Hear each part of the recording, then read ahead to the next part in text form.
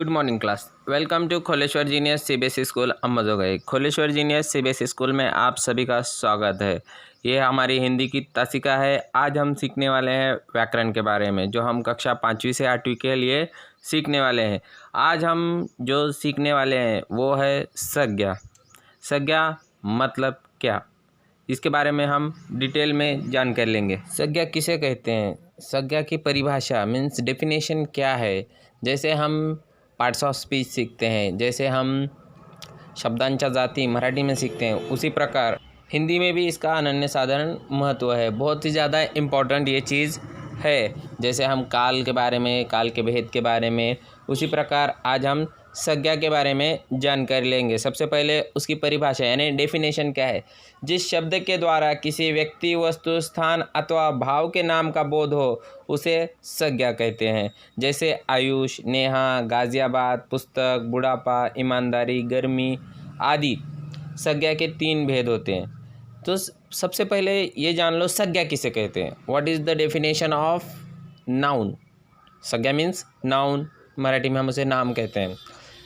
Everything, every particles, हर चीज़ जो भी है उसके नाम को हम क्या कहेंगे, संज्ञा कहेंगे। वो चाहे जीवित हो या मृत हो, उन सभी चीज़ों के नाम को हम क्या कहेंगे, संज्ञा कहेंगे। जैसे कि उदाहरण के तौर पे हमें बताया गया है आयुष एक लड़के का नाम है, नेहा एक लड़की का नाम है, या व्यक्तिवाचक हो सकते हैं। गाज़ियाबाद ये ठिकान का नाम है या कोई जगह है गाज़ियाबाद। फिर पुस्तक वस्तु का नाम है। बुढ़ापा ये उम्र का एक स्टेज है, स्तर है। ईमानदारी ये भाववाचक है, मतलब जो दिखाई नहीं देता, उसे सिर्फ महसूस किया जा सकता है। ईमानदारी, गर्मी महसूस किया जा सकता है। आदि के जो भी शब्द आए हैं, जो भी वाक्य आए हैं, उन्हें क्या कहते हैं हम, उनके नाम या उससे उसका संबोध होता है या हमें उनकी जानकारी मिलती है। सबसे इम्पोर्टेंट चीज़ ये है कि संज्ञा के 3 भेद हैं। प्रमुख कितने भेद हैं, मतलब कितने पार्ट्स हैं इसके, 3 पार्ट्स हैं। सबसे पहले व्यक्तिवाचक संज्ञा, दूसरा जातिवाचक संज्ञा और तीसरा भाववाचक संज्ञा। ये 3 प्रकार की संज्ञाएं होती है। अब जानते हैं व्यक्तिवाचक संज्ञा के बारे में। जिन शब्दों से किसी विशेष व्यक्ति, स्थान या वस्तु के नाम का पता चले वे व्यक्तिवाचक संज्ञा कहलाते हैं। जैसे जवाहरलाल नेहरू, अमिताभ बच्चन, नरेंद्र मोदी, बाइबल, कुरान, रामायण, महाभारत, रूस, अमेरिका, दिल्ली, पंजाब आदि शब्द विशेष व्यक्ति, वस्तु और स्थान की ओर संकेत कर रहे हैं, इसलिए ये व्यक्तिवाचक संज्ञा कहलाते हैं। अभी व्यक्तिवाचक मतलब क्या, पर्टिकुलर वन पर्सन या one thing, one place. Particular क्या है, हर चीज़ के बारे में यहाँ पर जानकारी मिलती है। व्यक्तिवाचक जैसे यहाँ पर हमें अमिताभ बच्चन बताने के हमें अमिताभ बच्चन ही दिखाई देता है, हमें शाहरुख खान दिखाई नहीं देता। इसलिए जो नाम है वो नाम ही हमें दिखना चाहिए। जैसे हमें स्कूल का नाम बताने के बाद हमारा स्कूल हमारे आँखों के सामने आता है। जैसे पंडित जवाहरलाल नेहरू, बाल दिन मन बोलने के बाद ही उनका चेहरा हमारे सामने आता है। जैसे हम रामायण या महाभारत के बारे में पूछते हैं या बताते हैं, तभी उन चीज़ों के बारे में क्या हुआ था, रामायण में क्या हुआ था, महाभारत में क्या हुआ था। जैसे हम हमारे पंतप्रधान की बात करें, नरेंद्र मोदी कहते ही पंतप्रधान कौन है, नरेंद्र मोदी हैं। ये सब हम चीज़ें देखते हैं। उसी प्रकार व्यक्तिवाचक में हम शहरों के नाम, देशों के नाम, जैसे अमेरिका कहने के बाद हमें भारत दिखाई नहीं देता, हमें वेस्टर्न कंट्री, पाश्चात्य संस्कृति ही दिखाई देती है। और पंजाब देखने के बाद हमको पंजाबी दिखाई देता है, महाराष्ट्र नहीं, या महाराष्ट्र के बारे में हम नहीं सोचते पंजाब बोलने के बाद। तो ये है व्यक्तिवाचक संज्ञा। दूसरा है जातिवाचक संज्ञा। जो शब्द किसी प्राणी, वस्तु या स्थान की पूरी जाति का बोध कराते हैं उन्हें जातिवाचक संज्ञा कहते हैं। जैसे चिड़िया पूरी चिड़िया, पुस्तक हर प्रकार का पुस्तक, पहाड़ हर तरह का पहाड़, अध्यापक कोई भी प्रकार का अध्यापक, फूल किसी भी तरह का फूल, चाहे गुलाब हो, मोगरा हो, गेंदे का फूल हो, जो भी हम देखते हैं वो सब की एक ही कैटेगरी वो बताता है। इंसान, मनुष्य बोलने के बाद सभी मनुष्य आ गए, कोई पर्टिकुलर ये नहीं। स्त्री बोलने के बाद स्त्री, फिर पुरुष बोलने के बाद पुरुष, सभी जाति का जो बोध कराता है उसे जातिवाचक संज्ञा कहते हैं। जैसे कि हम उदाहरण के तौर पर देख सकते हैं, शेर, चीता, हाथी, तोता, कोयल, मोर, घोड़ा, नदी, सागर, पुस्तक, मेज आदि। ये सब क्या है, एक उदाहरण है जो अपने अपने जाति के बारे में अपना वैशिष्ट्य या विशेषता बतलाते हैं।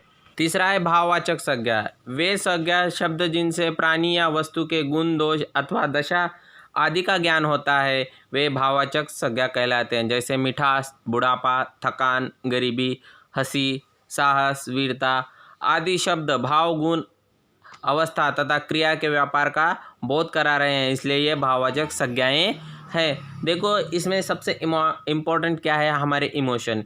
जब तक हम भाव या इमोशन से उन चीज़ों को नहीं जानेंगे वो हमें समझ में नहीं आएगी। जैसे कि दुखी इंसान को देखने के बाद, उसके चेहरे को देखने के बाद ही समझ में आता है कि वो दुखी है।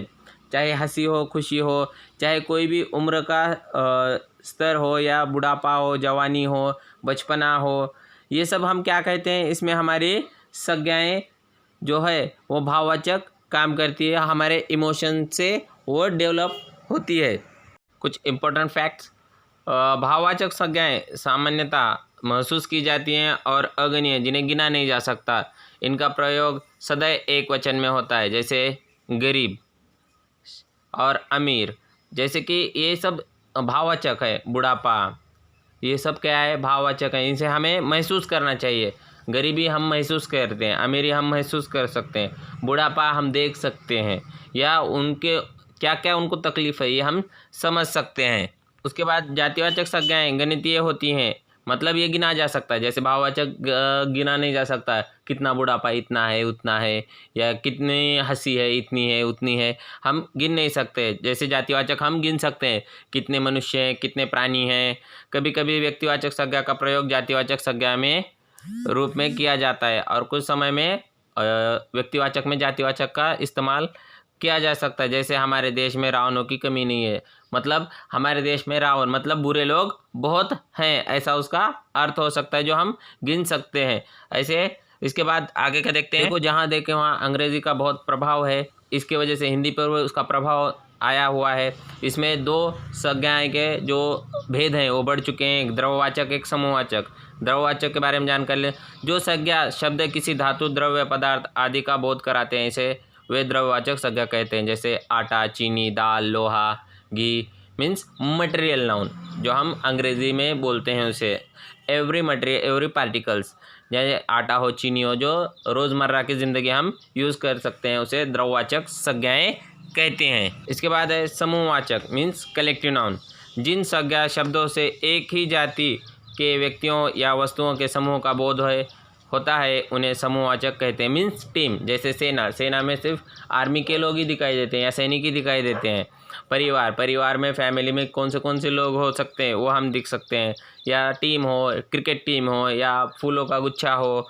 ऐसे अलग अलग जातिवाचक जो वर्ड्स हैं वो हमें जब एक जगह बांधे जाते हैं उसे समूहवाचक संज्ञा कहते हैं।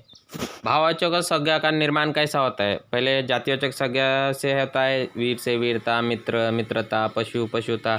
उसके बाद है विशेषण से मधुर मधुरता। ये सब आपको याद करके लिखना है। उसके प्रकार क्रिया से होते हैं और उसी प्रकार सर्वनाम से भी कुछ भाववाचक संज्ञाएं बनती हैं। आपको ये वीडियो बार बार देखकर ये सब जो भाववाचक क्रियाएं हैं वो आपको संज्ञाएं लिखना है और उनको याद करना है। अभी के लिए इतना ही। धन्यवाद। Have a good day. Bye. Thank you.